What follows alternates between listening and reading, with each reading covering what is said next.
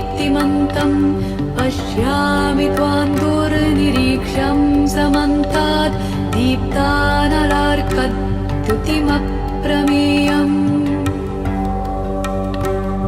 त्वमक्षरं परमं वेदितव्यं त्वमस्य विश्वस्य परन्निधानं त्वमव्ययः शाश्वतधर्मगोप्ता सनातनस्त्वं पुरुषो मतो मे सनातनस्त्वं पुरुषो मतो मे सनातनस्त्वं पुरुषो मतो मे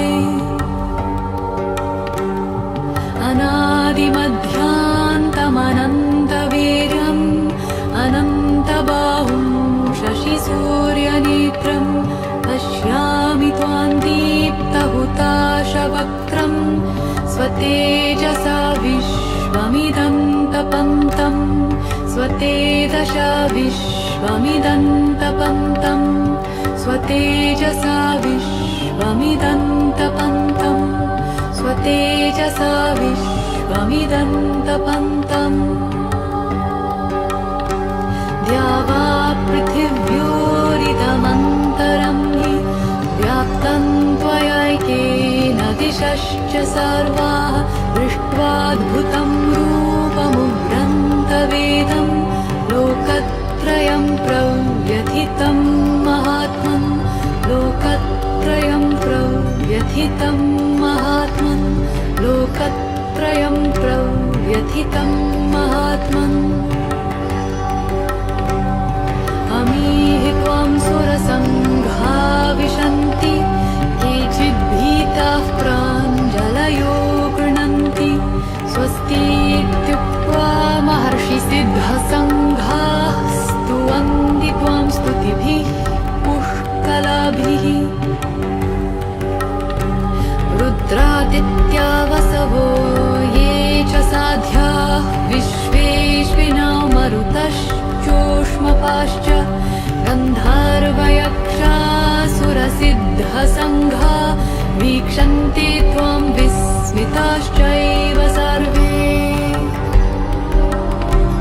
रूपं महत् अनेकवक्त्रनयनम् अनेकाद्भुतदर्शनम् अनेकदिव्याभरणं दिव्यानेकोद्यतायुधम् दिव्यमाल्याम्बरधरं दिव्यगन्धानुलेपनं सर्वाश्चर्यमयं देवम् अनन्तं विश्वतोमुखम् अनन्तं विश्वतोमुखम् अनन्तं विश्वतोमुखम् दिवि सूर्यसहस्रस्य भवेतु कपतुत्थिता यदि भासदृशी सा स्याद्भासस्तस्य महात्मनः तत्रैकस्थं जगत्कृत्स्नं प्रविभक्तमनेकधा अपश्यद्देवदेवस्य शरीरे पाण्डवस्तदा ततः स विस्मयाविष्टो हृष्टरोमा धनञ्जयः प्रणम्य शिरसा देवं कृताञ्जलिरभाषत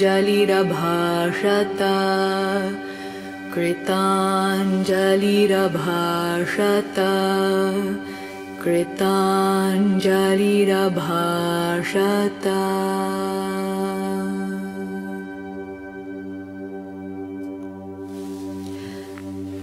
अर्जुन उवाच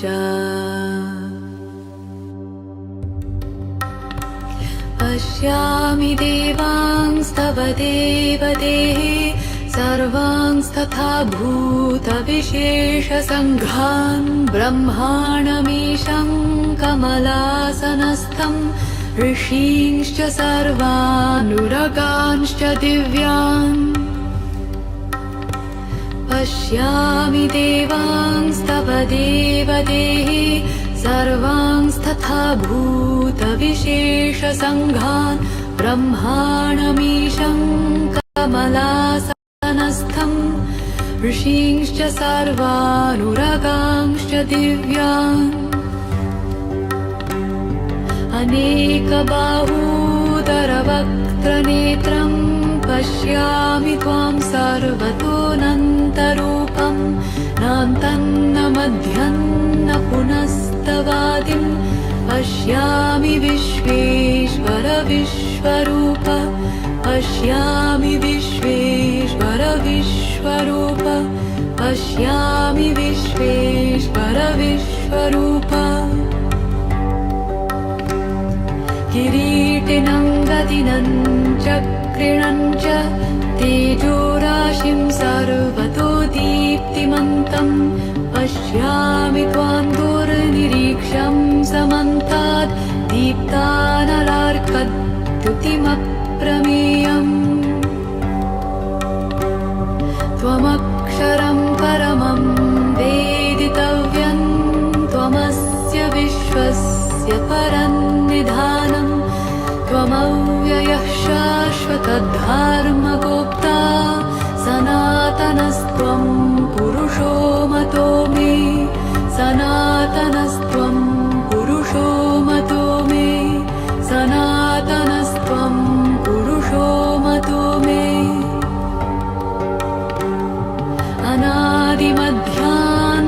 अनादिमध्यान्तमनन्तवीर्यम् अनन्तबाहुं शशिसूर्यनेत्रं पश्यामि त्वां दीप्तहुताशवक्त्रं स्वतेजसा विश्वमिदं तपन्तं स्वतेजसा विश्वमिदं तपन्तं स्वतेजसा विश्वमिदं तपन्तं स्वतेजसा विश्वमिदं तपन्तम्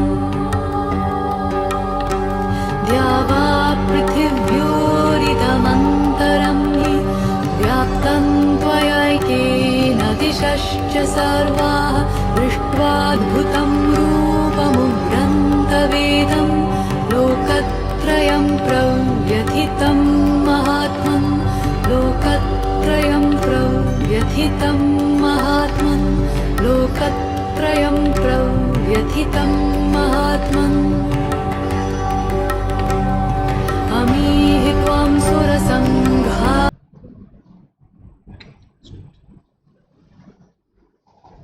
Hari Om, we start with a prayer.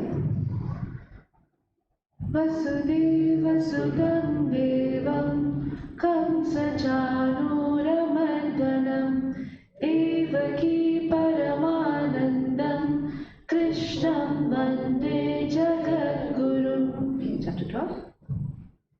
Arjuna Uvacha Evam Satatayuktaye Bhaktastvam Parupasate Ye Chapyaksharamo Vyaktam Tesham Ke Yoga Vittama Shri Bhagavan Uvacha Maya Vishwamano Ye Mam Nityayukta Upasate Shraddhaya Parayopetas Te Me Yuktatamamata Ye Tvaksharam Anirdeshyam Avyaktam Parupasate Sarvatra Gamachityam Cha Kutashtam Achalam Dhruvam Samniyam Yendriya Gramam Sarvatra Samabuddhaya Te Prapnuvanti Mameva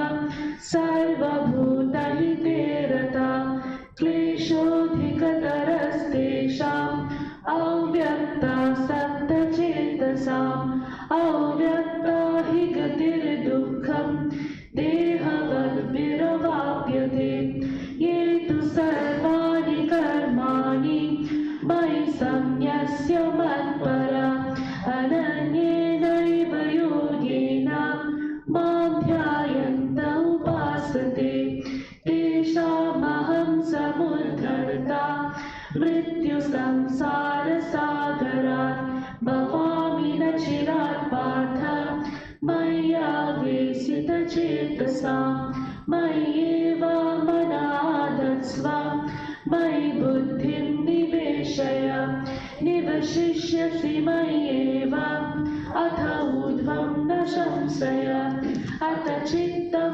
समादातुं न शक्नोषि मयि स्थिरम् अभ्यासयोगेन ततो मामिच्छाप्तुं धनञ्जय अभ्यासेऽप्यसमर्थोऽसि मत्कर्मा परमो भव मदर्थमपि कर्माणि कुर्वन् सिद्धिमवाप्स्यसि अथैतदप्यसक्तोऽसि कर्तुं मद्योगमाश्रिता सर्वकर्मफलत्यागं तथा कुरु यतात्मवान् श्रेयो हि ज्ञानमभ्यासाच् ज्ञानध्यानं विशिष्यते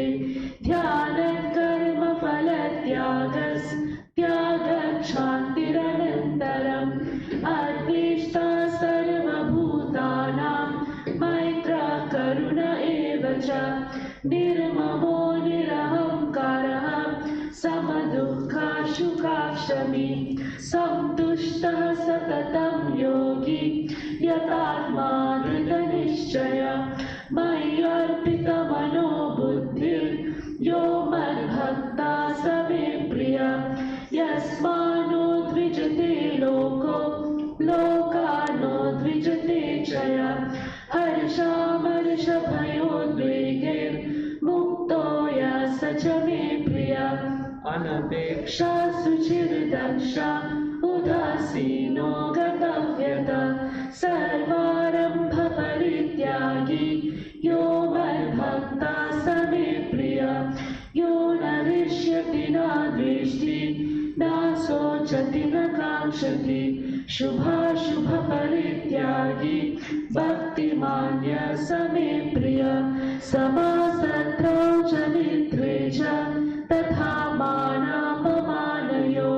शीतोष्ण सुखदुःखेषु समसङ्गविवर्जितः तुल्यनिन्दास्तुतिर्मौनी सन्तुष्टो येन केनचित् अनिकेतः स्थिरमतिर्भक्तिमान् मे प्रियो नरः ये तु धर्म्यामृतमिदं यदुक्तं पर्युपासते श्रद्धधाना मत्परमा भक्तास्तेतीव मे प्रियः ॐ तत्सदिति श्रीमद्भगवद्गीता सूपनिषत्सु ब्रह्मविद्यायां योगशास्त्रे श्रीकृष्णार्जुनसंवादे भक्तियोगो नाम द्वादशोऽध्यायः हरि ओम् तत्सत् हरि ओम् तत्सत् हरि ओम् तत्सत् श्रीकृष्णार्पणमस्तु शुभं भूयात् वसुदेवसुतं देवं कंसचाणूरमर्दनं देवकी परमानन्दं कृष्णं वन्दे जगद्गुरुम्।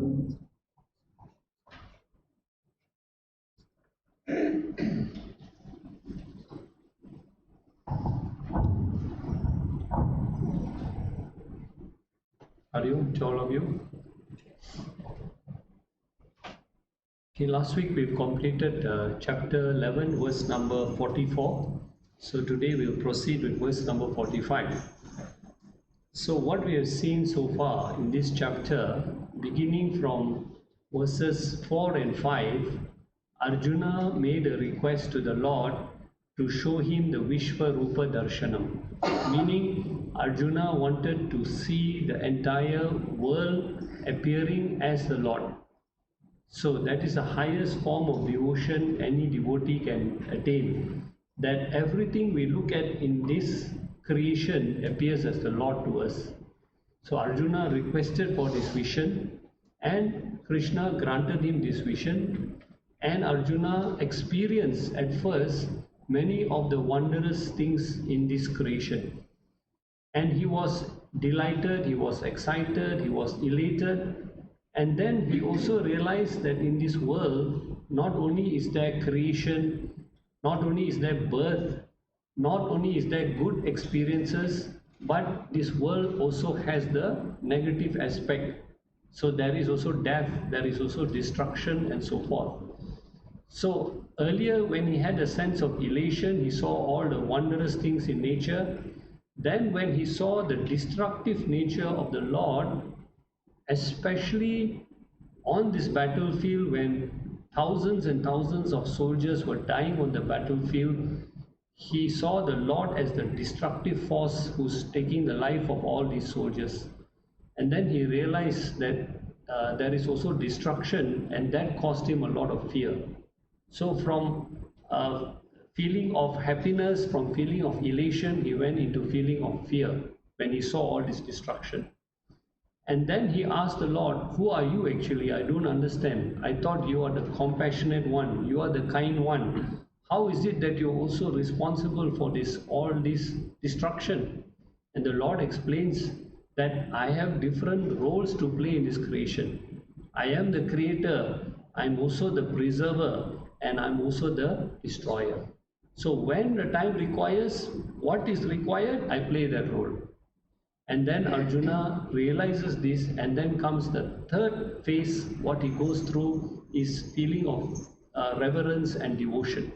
So we went through also all those very beautiful prayer verses when he bowed down, prostrated before the Lord and glorifies him. So now in this verse 45, Arjuna carries on to make a request to the Lord. So now Arjuna is in a state of fear, and he wants to appeal something to the Lord. See, so he says to the Lord that he is not surprised that all the devotees, when they chant the names of the Lord, when they hear the glories of the Lord, they feel so much of reverence, so much of devotion, so much of happiness. So he says, I am very delighted, Lord, that you have also shown me this Vishwarupa Darshanam, all the beautiful things. But now I have a request. And what is that request? Verse 45, he says, Ashmi Rishita. Ashmi, I am Rishita, I am delighted, I am uplifted by what? Drishtva, having seen, having had a vision of your universal form. So I'm very grateful to you that you have followed my request, that you granted my request. And I've seen things which are adrishta purvam. Adrishta purvam means those which have never been seen before.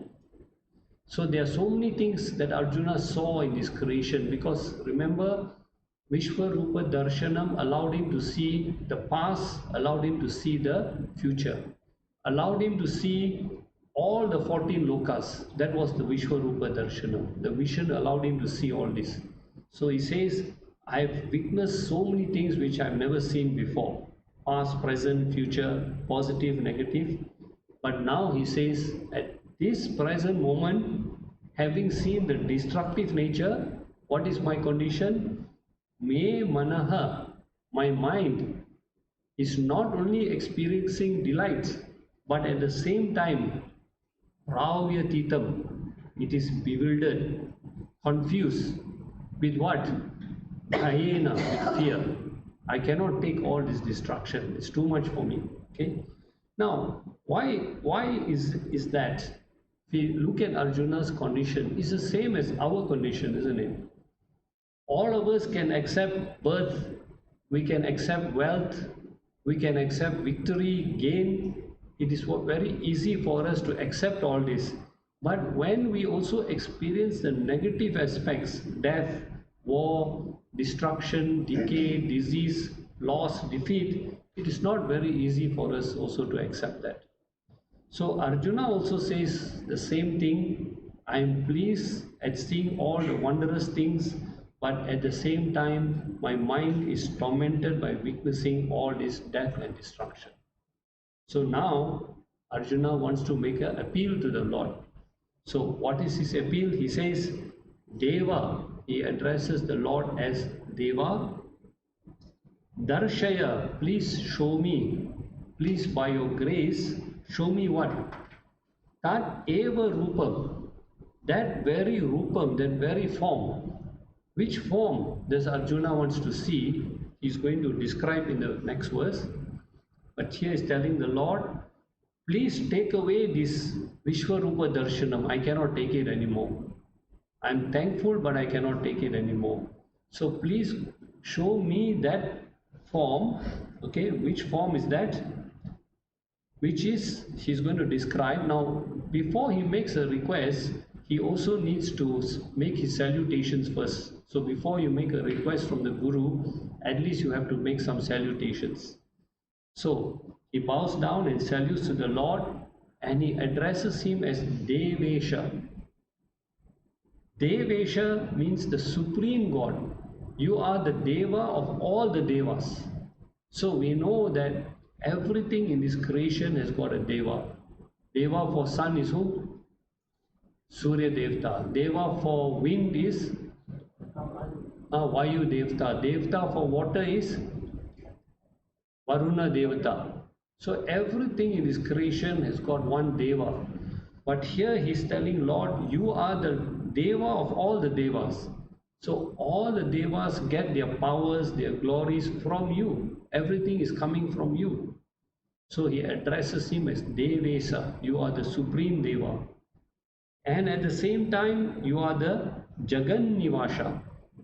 Jagan Nivasha here means the very ultimate refuge of everybody in this world.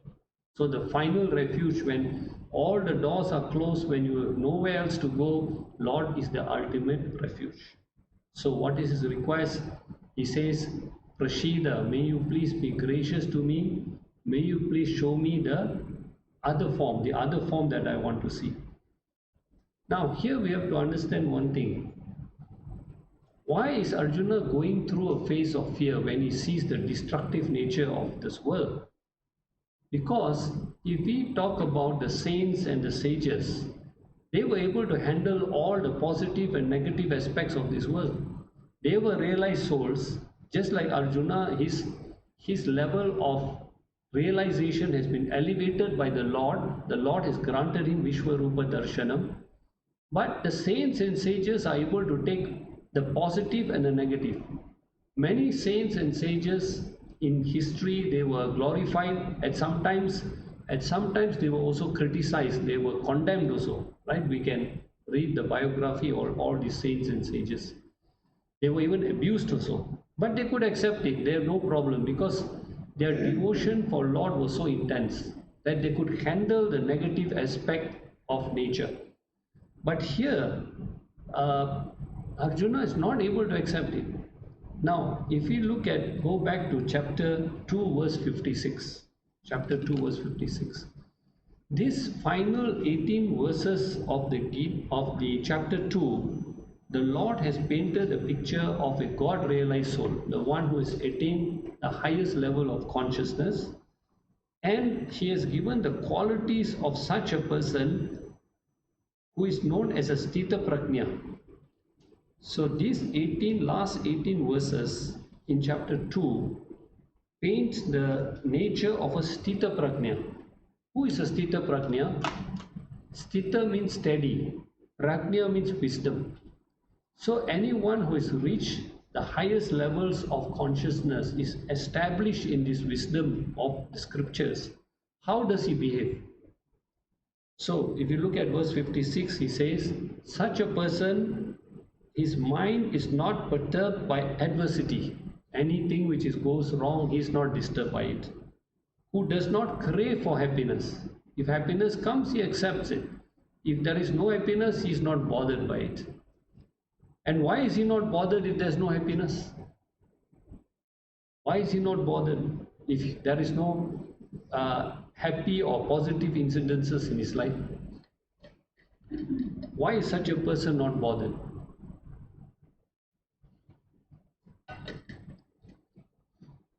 If there is no happiness, he is not affected. Which happiness is he talking about in this verse? What type of happiness? No, he's not bothered even if this happiness is not there. So what type of happiness is he talking about here? Temporary happiness which is coming from the external world. So why is he not bothered if there's no external happiness coming? Because he has discovered the eternal permanent source of happiness within. So he's not disturbed. If there is happy situation in his life, is okay. If it doesn't, if it is not there, he's also okay. Why? Because he's already discovered that internal happiness within. So he says he does not crave for that external happiness. He is also free from fondness, fear and anger. Such a person is the Sthita Prajna. So Arjuna should have also had the same qualities. But Arjuna now is in a total state of fear, bhayam. He cannot take this destruction and death which is seen.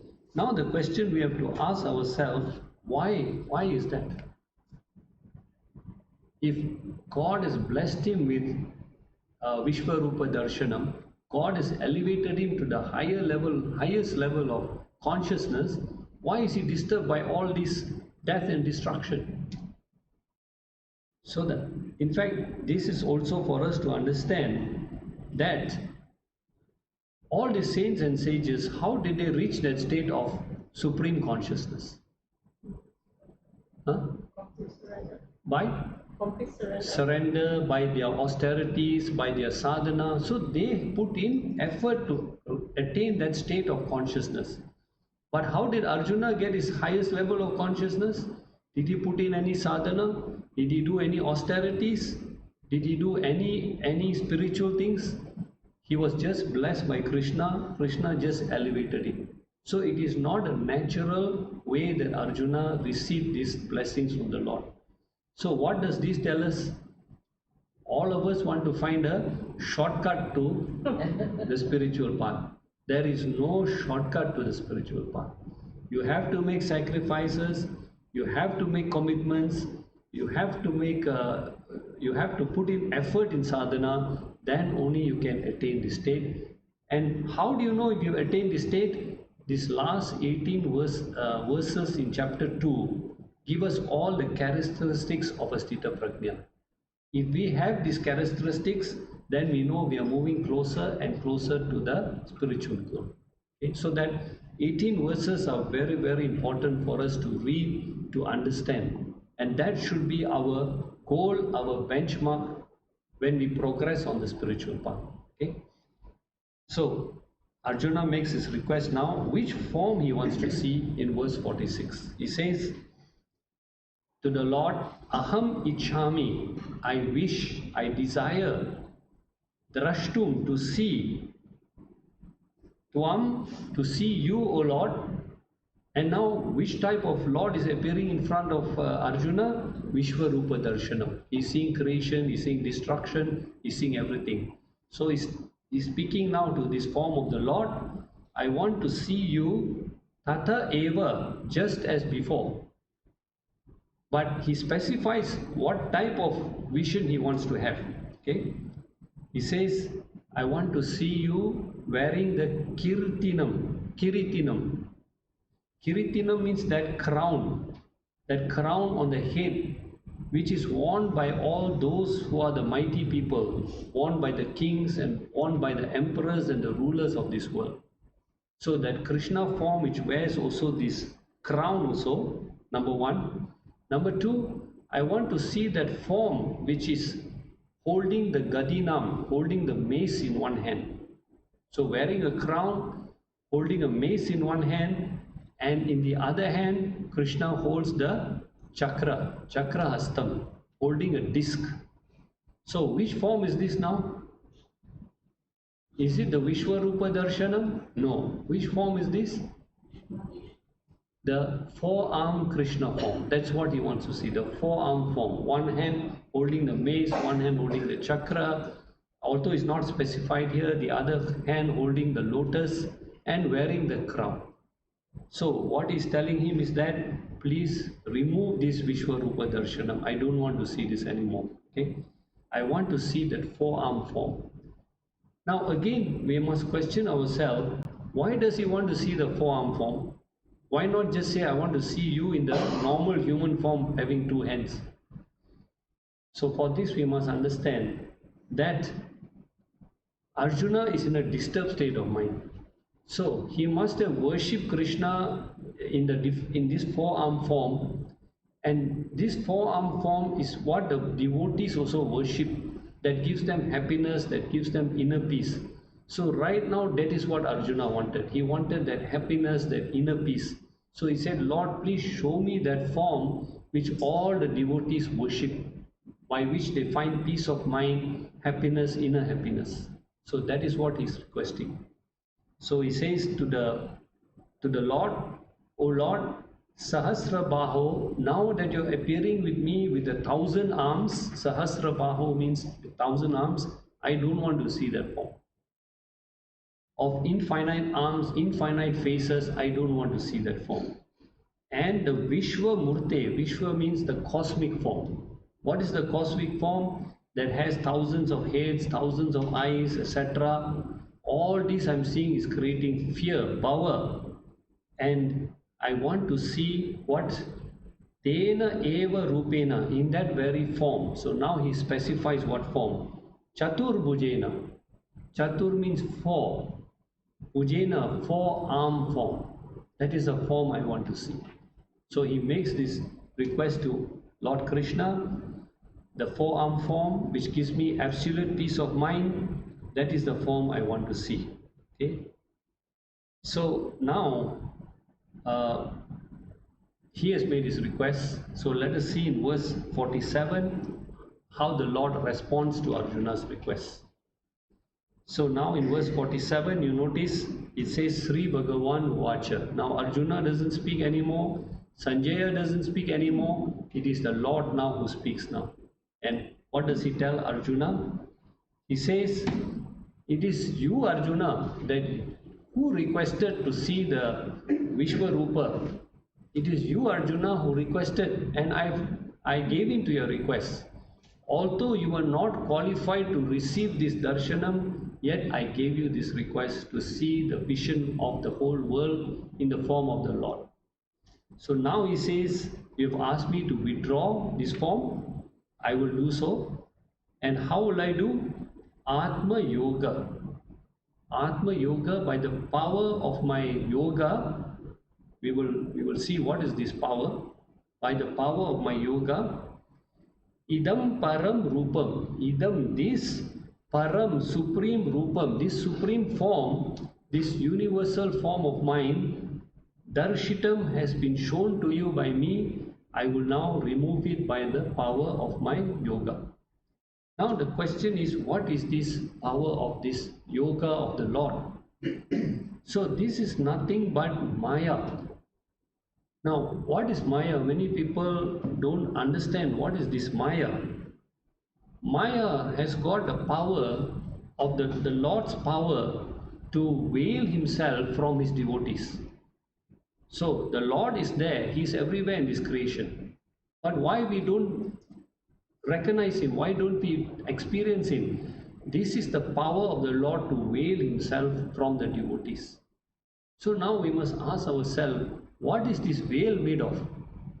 This covering, this Maya covering, what is it made of? For that we can go back to chapter 7 verse 14. That tells us what is this Maya made of. So in chapter 7 verse 14, page 141. Chapter 7 verse 14, page 141. The Lord describes what is the nature of this Maya that veils all the devotees from experiencing or recognizing the Lord. He says, verily this divine Maya of mine is made of the three gunas, sattvic, rajasic, tamasic. So what is Maya? Maya is nothing but the three gunas. And these three gunas have been created by who? Who has created these three gunas? Huh? The Lord has created the three gunas, right? So what is the purpose of the three gunas? The three gunas in us is for us to be what we call, have different aspects of our personality. Sattva gives us peace. Rajas makes us what you call greedy. So Rajas makes us greedy and active, and Tamas makes us lazy. So we need all these three. We need to be peaceful with sattva, we need to be active when time requires with rajas, and we need to take sleep and rest with tamas. So all three qualities are in us. But what is our problem? All the three qualities we need, right? Do we need or we don't need? We need, right? All the three qualities. So, but what is the problem? All the three qualities are in all human beings, in this whole creation, the gunas are there. But what is the problem? When we give excessive importance to one type of activity, for example, if we give excessive importance to tamas, then we become ignorant, we become lazy, we procrastinate. That is tamas, the qualities of tamas. So if we give in to all these qualities, we become tamasic, right? If we give in to rajasic qualities, we become active. But when there is no sattva, we become active due to greed, due to anger, and etc. All those bad qualities. So how should we lead our lives? We should always ensure that sattva is there. Sattva is purity. Sattva is knowledge. Sattva is what we call pure actions. So if sattva is there, rajas helps us to push us in the right direction. And at the same time, we need sleep, but we don't go and overdo that. So all the three qualities are there. But when we give in to too much of rajas, too much of tamas, then what happens? We go down the wrong path. So this is Maya. Maya is like an illusion. The three gunas. We cannot realize divinity.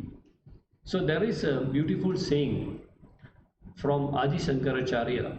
Brahma Satyam Jagat Mithya Jiva Brahmeva Na Para. Meaning, Satyam, the only thing, the only truth in this whole creation is Brahman. And the rest of this world, Jagat, is nothing but false, Mithya. So when we look at that, we have to ask ourselves, how can the world be false? I'm experiencing the world. This body also is part of the world. I'm experiencing this body. How can everything be false and only Brahman is the truth? So we use a very simple example to understand this. When we look at all the different ornaments, we see ring, we see bracelet, we see necklace and all this. We see ornaments of different shapes and sizes. But in reality, what are these ornaments? They are nothing but gold appearing in different forms. So, do all these ornaments exist? If you melt all these ornaments, they become nothing but gold. So in reality, only thing that exists in reality is gold. So this world is a projection of God. God is appearing as the world. But because of Sattvic, Rajas and Tamas, we don't see all that. We only see the plurality in life. We see shapes and forms. So the Lord has told us in chapter 7, how do we overcome these three gunas? How do we overcome Maya? He says by pure devotion. So bhakti is a very powerful sadhana that will help us to rise over tamas, rise over rajas, rise over sattva and attain the Lord. So all of us have to start with bhakti. Bhakti is very, very important. If not, we get entangled in these three gunas. Okay? So the Lord says, because of my power of Maya, I now remove that so that you can see this vision of the four-arm form. So, okay. Now, why does the Lord agree to Arjuna's request? He says in this verse 46, Prasannena, because I am pleased with you, Arjuna. Because you have been very humble, you have put your requests in a very right way, you have prostrated, you have surrendered to me. So by being very pleased with you, I am following your request. So the Lord describes now the four qualities of this universal form that were revealed to Arjuna that he is going to withdraw right now. He says this universal form is Tejomayam. It abounds in radiance. It is the most radiant thing in this whole creation. So if you recall, there was a verse earlier we discussed where the sun is radiant, the moon is radiant, the stars are radiant, but where do they get their radiance from? Their radiance comes from that Supreme Being. Because of the radiance of the Supreme Being, everything else shines in this world. So Tejo Mayam. Second is, it is Vishwam. This form which I am going to withdraw now is the cosmic form. Cosmic means it covers everything in this creation. The whole creation is supported by it. And the third quality that the Lord gives is Anantam, infinite. Now, when we say infinite, we must understand the meaning of infinite is that which is not limited by two factors, by time and space. So that is what we call infinite. Not limited by time means it existed before the creation, it exists now during the creation, and when this creation goes into dissolution, the Lord will continue to exist. So infinite in terms of time. Infinite in terms of space means what? Lord cannot be contained by a certain form.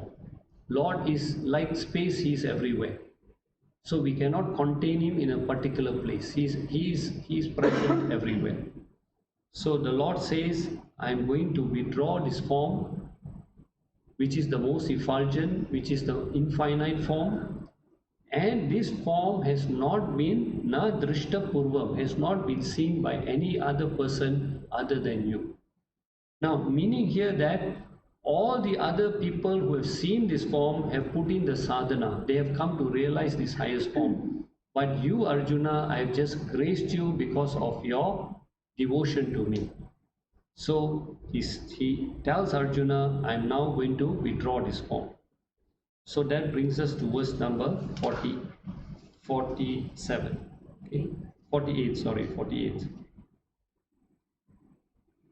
So in verse number 48, here he tells us that, you see, now when we understand that we have to go through different sadhanas and we have to do austerities to realize this form, but now Krishna is telling us a different thing here in verse number 48. See, we wrongly think that if we give a lot of charity, we do a lot of fasting, we go to all the temples, we go on pilgrimages, we will attain liberation. But there is one thing missing in all this. This is what Krishna wants to tell us.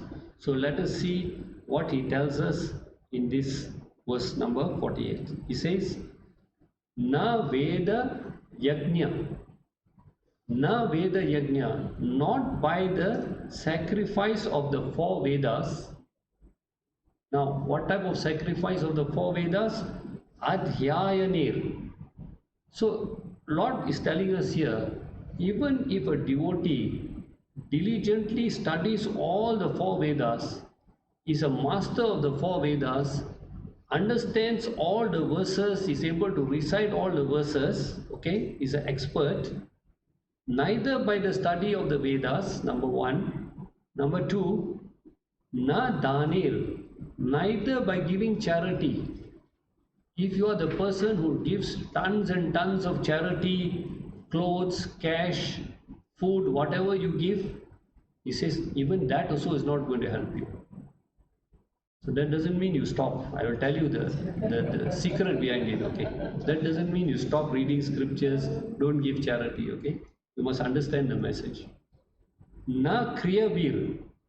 Na kriyavir means not by the performance of rituals. You know, we do so many rituals, prayers, havan, yajna, this, that, all.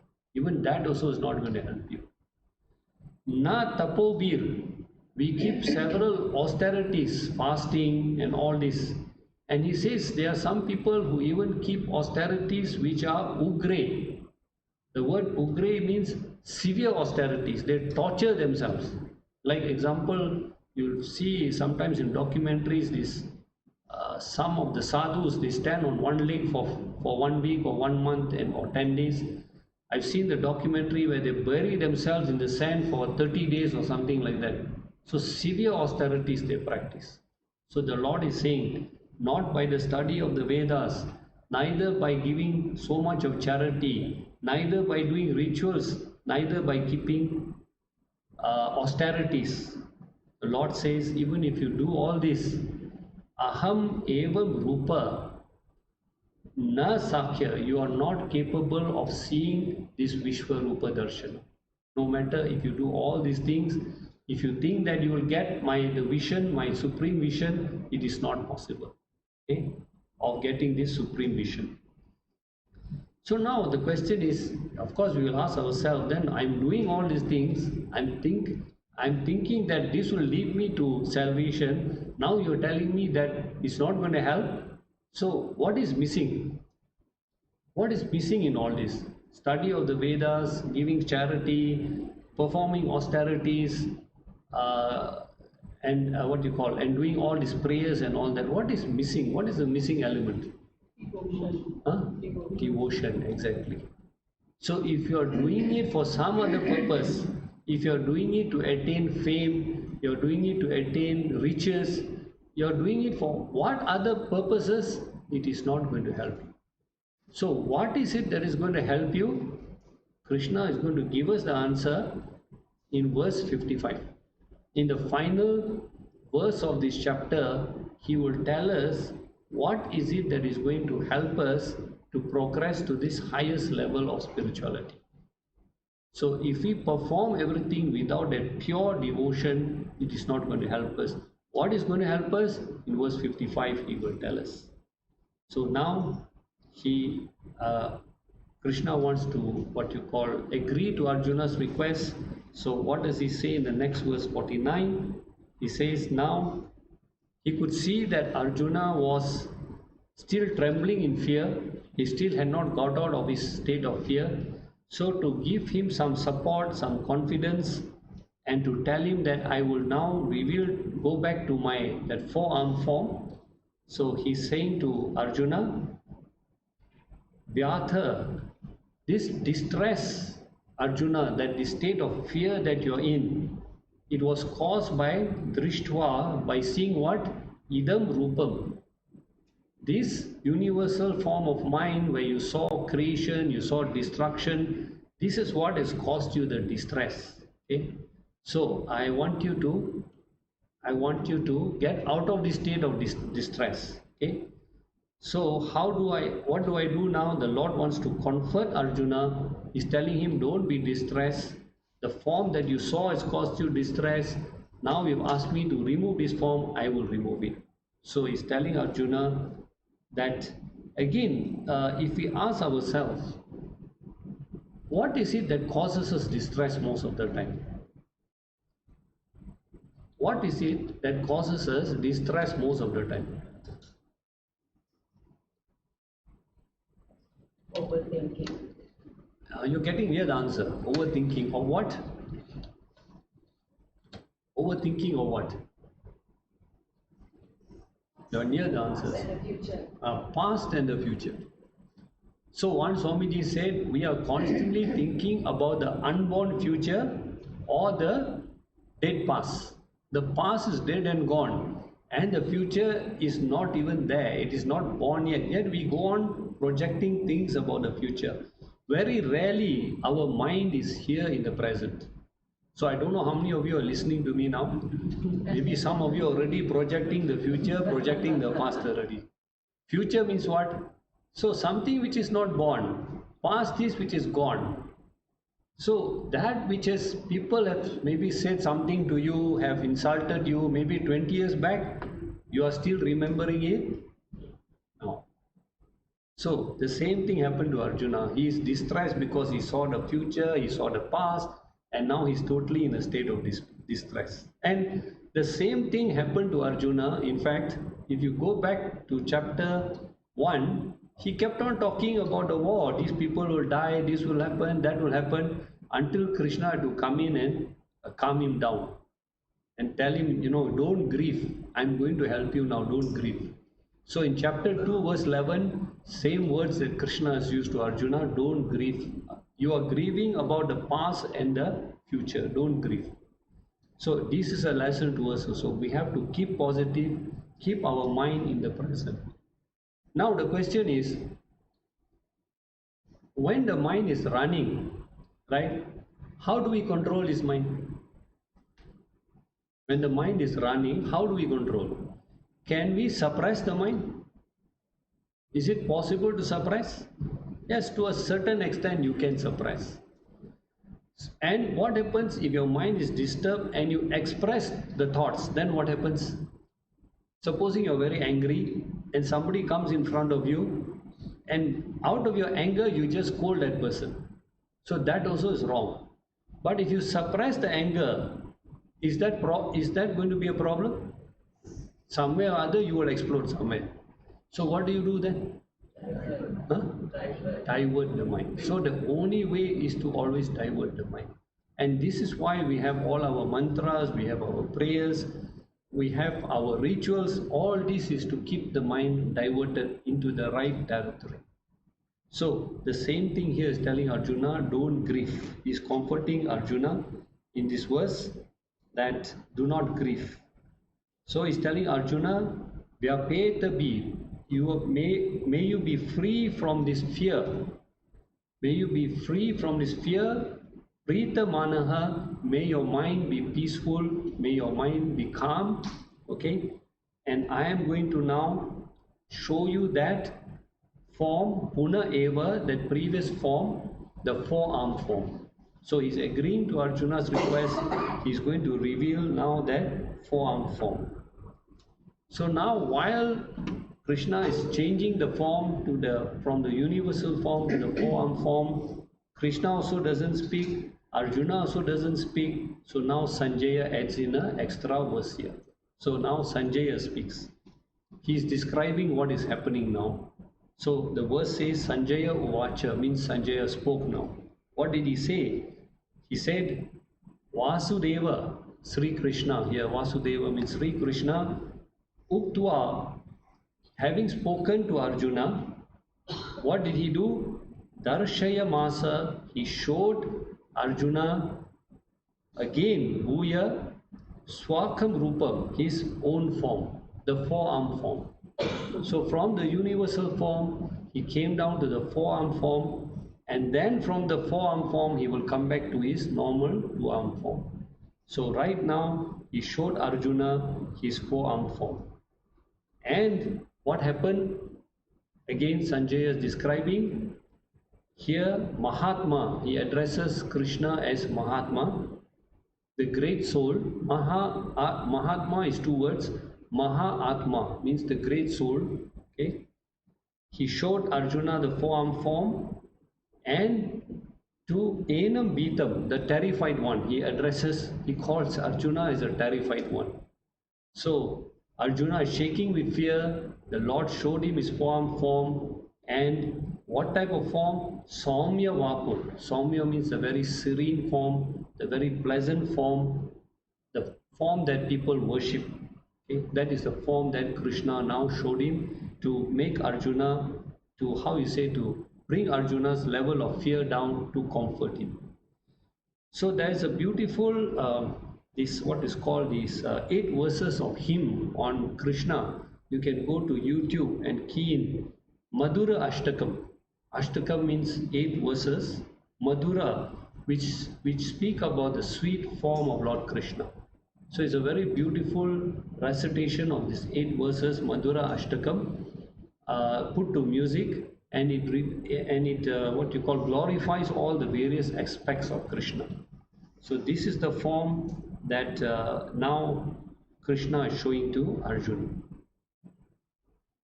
Now Arjuna sees this form. What is the impact it is having on Arjuna? The next verse 51 reveals that. Arjuna describes now his own emotions. So now he addresses Krishna as Janardana. That's another beautiful form of address of Krishna. Janardana has 2 words in it. Jana means people. Ardana means the one who is worshipped. So Janardana means the one who is worshipped by the masses. The very form that people worship, Janardana. Okay? So he addresses Krishna as as Janardana, the four-armed form. He says, Idanim, now, Asmi, I have samvritaha, I have become. Upon seeing this four-armed form, what is my condition now? I have become sacheta, I have become calm in my mind. My mind is now free of any fear and is endowed with devotion and peace.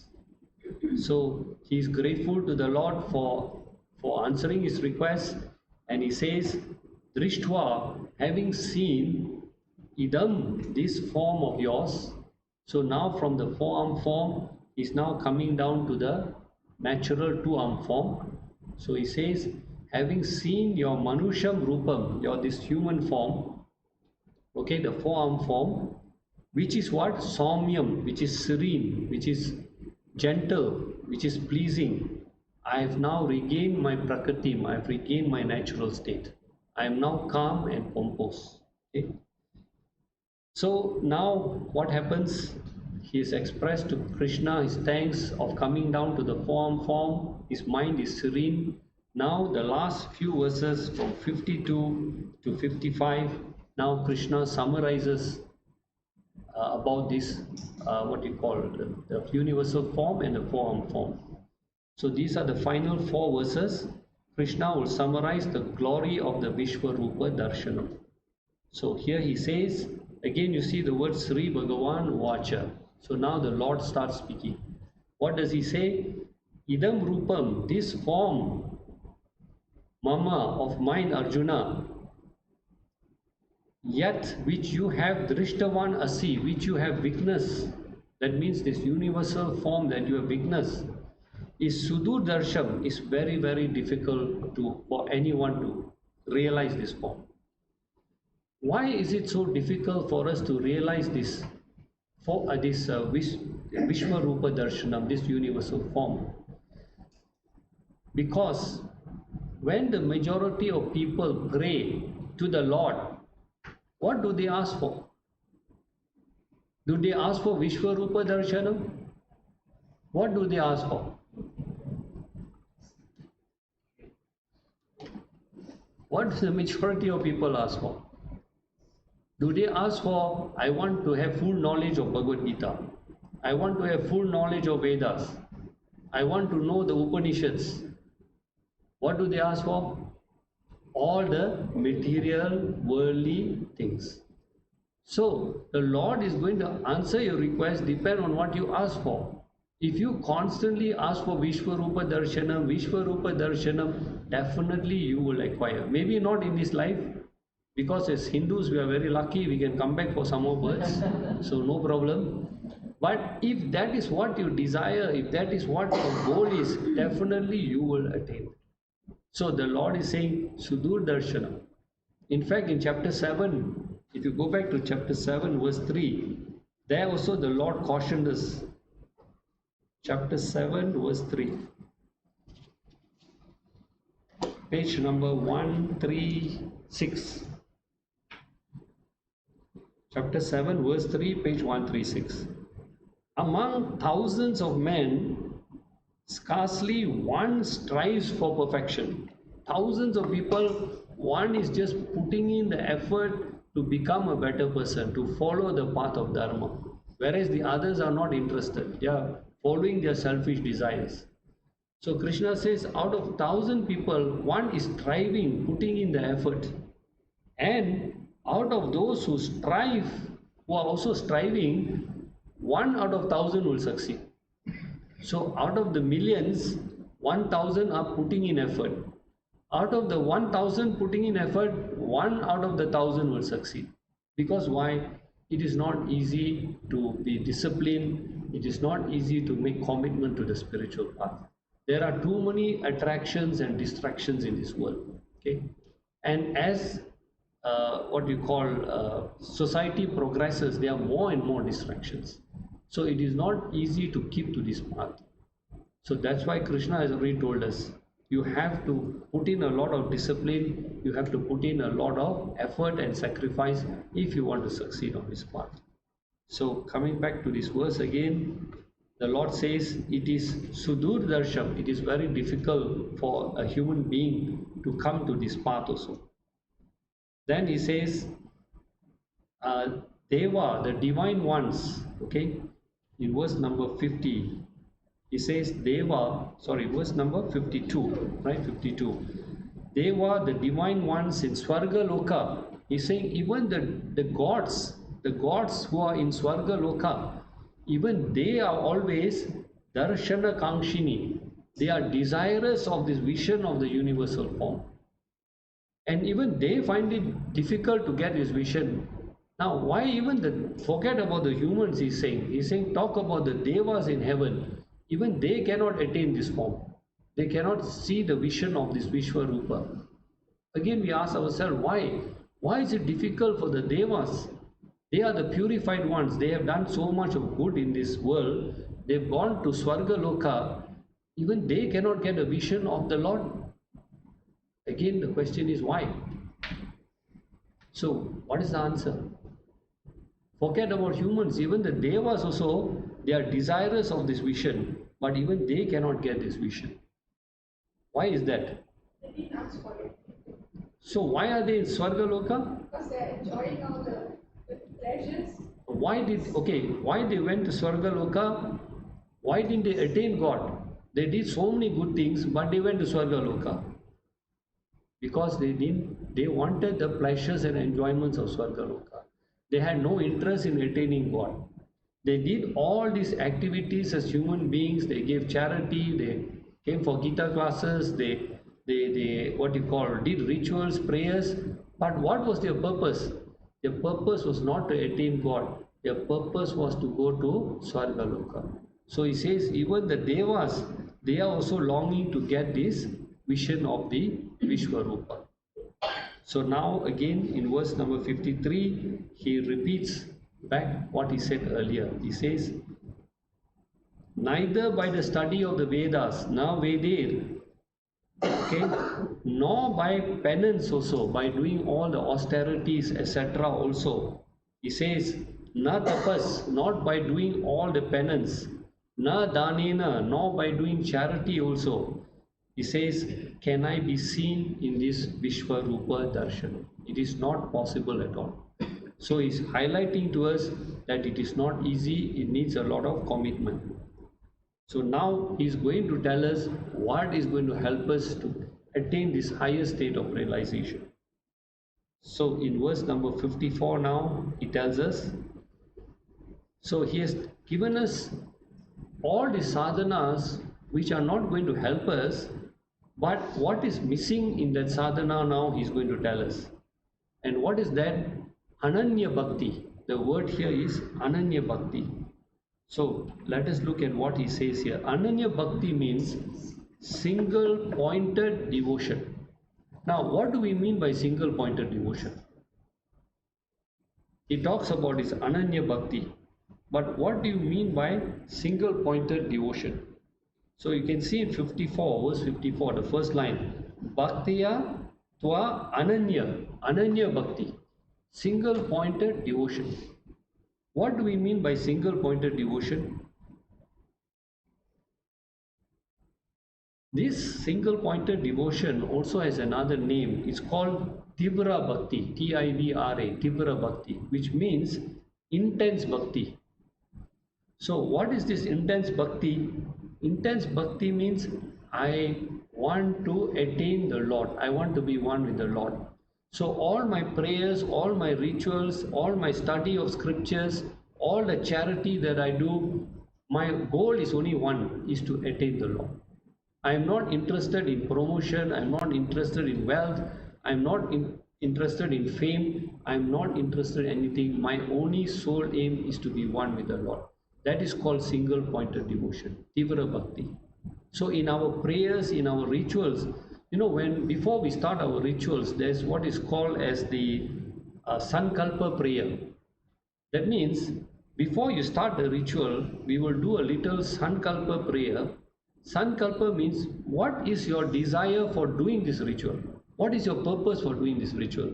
Am I doing it to get a good spouse? Am I doing it to get a happy family? Am I doing it to get a promotion? So that sankalpa is very important. As you're doing the ritual, as you're doing the prayer, what is your motive for doing that?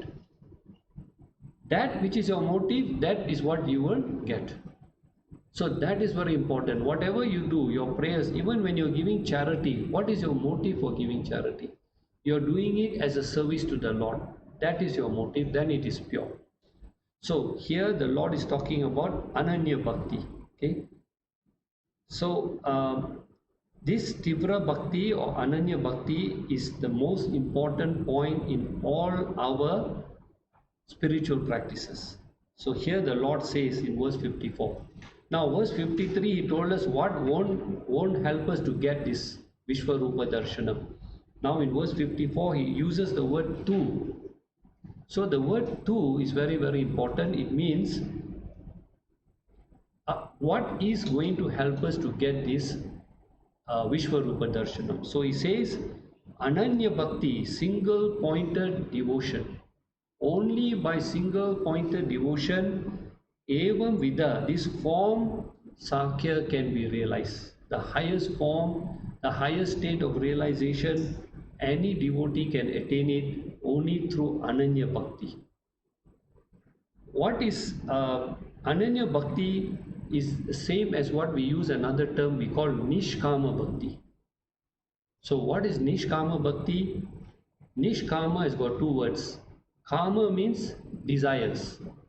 Nishkama means devoid of desires. When you have no worldly desires, your only reason for worship is only to attain God.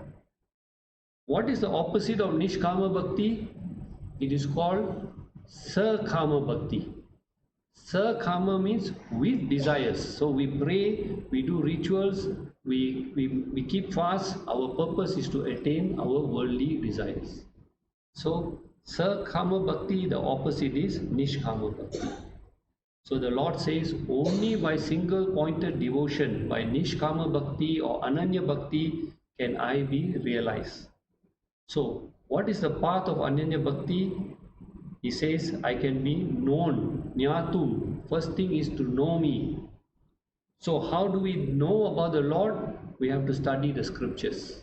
The first step is, if I have devotion to the Lord, I must know the nature of the Lord. Who is the Lord? What is the Lord? Where is the Lord? So how do I know everything about the Lord? The first thing is by the study of the scriptures. Study of the scriptures with the guidance of a qualified master. That is very important. Okay. Then we come to know about the Lord. Also he says, Drashtum Tatvena, then you will come to realize the Lord. First you know about him, then you come to experience him, you come to realize him. And finally, Praveshtum, you enter, you merge with the Lord. So there are three steps. First I know him, I know his nature, then I realize, I come to realize him, I come to experience him, and the third step is I become one with him. I merge with the Lord. So these are the three steps of Ananya Bhakti. If you have single pointed devotion, you will go through all these three steps very easily. Okay? So finally in verse number 55 here, he summarizes what are the 5 essential practices of a devotee who is eager to attain liberation. So there are 5 practices that we all, if we are interested to reach that ultimate goal, this is his final advice here. First practice, Mat Karma Krit. Mat Karma Krit means perform all your actions for my sake. That means convert all your actions. When we say all your actions, it means worldly actions and spiritual actions. Convert all your actions into worship. How do we convert all our actions into worship?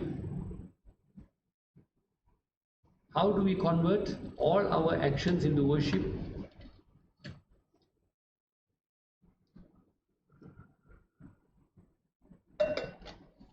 By mentally dedicating all your actions to the Lord. That means what is our motive? Even if I'm doing worldly actions, my motive must be all I'm doing is to serve you, O Lord. If I'm looking after the family, it is for serving you. If I'm giving charity, it is my service to you, O Lord. So everything mentally we try to invoke the Lord. Every action that we do, it is my service to the Lord. So first of all, he says, convert all your actions mentally that you are serving the Lord also. Okay. If I am successful in anything, what do? I must mentally thank the Lord. Right? Everything that I do, I must try to invoke the blessings of the Lord. So that is the first thing. Second is mat paramo. Mat paramo means accept me as the supreme goal. I make God as your ultimate goal. Now, when we make God as our ultimate goal, what happens? Always we keep in mind that the Lord is my ultimate goal. Then any action that I do will not go against the scriptures, will not go against dharma. So as long as I keep God as my ultimate goal, it will ensure that all my actions are in accordance with dharma.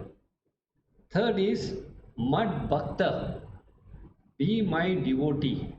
That means every day with commitment, daily engage in some form of spiritual practices. Keep time aside daily for some form of spiritual practices. Do your prayers, read the scriptures, chant your mantras, perform your prayers every day. Make sure you're in constant touch with the Lord. Whether you do it for 15 minutes or 30 minutes or 1 hour, that depends on you. But make it a daily habit. Like you brush your teeth, like you take your bath, also make it a daily habit also. Third. Fourth, Sangha Varjita. Be devoid of attachment, meaning practice detachment. Now, detachment doesn't mean that tomorrow you give away all your possessions. If you want to, I can tell you where to give also, no problem. So, detachment does not mean we should not possess anything. Many people get this wrong idea. Detachment means I give up everything, I go to forest, sit down and chant Rama, Rama, Rama. It's not going to work. So, detachment does not mean we should not possess anything. Real detachment means nothing should possess you. Not that you cannot possess, but nothing should possess you. What do we mean by that? Meaning, with or without these possessions, I am happy. Learn to be happy with the minimum amount of possessions. Okay. So whether you have an award, whether you see many people, when they do something good and people don't come and thank them, people don't come and praise them, what happens to us? When I do something good, I do some charity, I make sure everybody knows about it, but nobody comes and thanks me, nobody comes and praise me. Then what do I feel? Huh? Happy or sad? Sad, right? But one thing we don't realize, even if nobody comes and praise me, nobody knows what I have done, the good I have done, who is the only one who knows? God knows, isn't it? And who is important to you? Is it society knows about your good deeds or God knows about your good deeds? So as long as I do things and the Lord is aware that I'm doing these good things, I should be content. Whether anybody praises me or congratulates me, it is not important. Because worldly praises and all tomorrow can change to criticism. But it is only God who knows of my good nature, who knows what are the good things I'm doing. As long as God knows, I'm happy. So, Sangha Vivarjita, live, be content with whatever you have. You, not that you don't possess anything, but tomorrow, if you don't have something, also you should be in a state of happiness. You should not allow objects to possess you also. And how we should also understand that everything is but a blessing from the Lord. So it is the Lord who gives, it is the Lord also who has the right to take away also. So that is the fourth. Now, then the fifth one is Nirvaira. One of the most very difficult things to follow. Nirvaira. Free from enmity. Free from hating people, being angry with people, despising people. Nirvaira. Okay? And and you might say nirvaira is okay, but can I hate one or two people? Is okay. No, my neighbor I can hate, this person I can hate. No. So here Krishna adds in one more term, nirvaira sarva bhuteshu, to everybody. So one of the most not easy thing to practice, okay, but this is something, because when you start hating people, who does it hurt more? The person you hate or yourself? You are actually killing your own self. By having anger and hatred towards other people, you are actually burning your own self. You are actually hurting your own self. And every negative aspect we have in our mind is a barrier to our spiritual growth. So ego, jealousy, greed, lust, hatred, all are barrier to our spiritual growth. Nirvaira sarva bhuteshu. So as the saying goes, why should we forgive others who have hurt us? People have hurt us. I have hatred towards those people. Why should I forgive them? Why should you forgive people who hurt you? Free yourself. To free yourself from the torture you are going through. So you're not doing anybody a favor by forgiving them. You're doing yourself a favor by forgiving them. That is the greatest favor you can do. You get peace of mind. You get calmness of mind. So the Lord has given us these 5 sadhanas to follow, and He says, Saha, anyone who follows these 5 steps, Saha eti mam, the person will attain me. So these are the 5 magic formulas He's given us, that He guarantees us that if you follow these 5 sadhanas, these 5 practices, that devotee will attain me. Meaning what? There will be no more rebirth again in the cycle of birth and death. Okay. So this is the final promise also the Lord has given us. Saha eti mam, that person will attain me for sure. Okay. So thus ends this chapter 11, and when we come back next week, we will resume with chapter 12. Chapter 12 is the final portion of the middle section of the Gita. Chapters 7 to 12 deal exclusively with Bhakti Yoga. So the Bhakti portion will end with that chapter 12, which we chant in every class. So let us come back and understand the meaning of the verses. Okay, with that we will end the class for today. Vasudeva Sutam Devam Kansa Chanuramardharam Devaki Paramanandam Krishnam Vande Jagadguru. Thank you. Hari Om.